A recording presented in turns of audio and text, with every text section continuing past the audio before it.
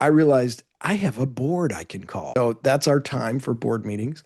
And we've gone through this process of identifying and documenting our family's mission. What are we doing here? And our vision.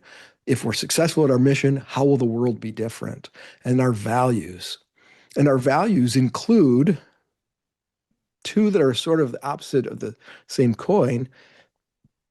One is self-sufficiency. In other words, we're responsible for supporting ourselves. But the other one that's related to it is support.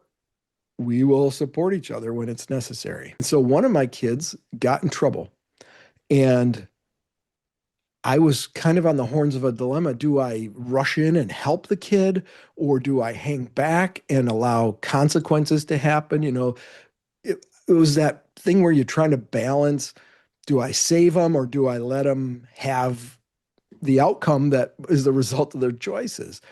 And I realized I have a board I can call. And so I called an emergency meeting, and we had two of our kids and a fiance on the call, and I laid out the situation, and I got their wisdom and insight, and it was so helpful, Mike, to hear from their perspective,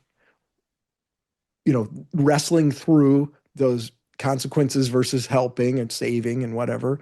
And it was super helpful for me to hear from them and their perspectives.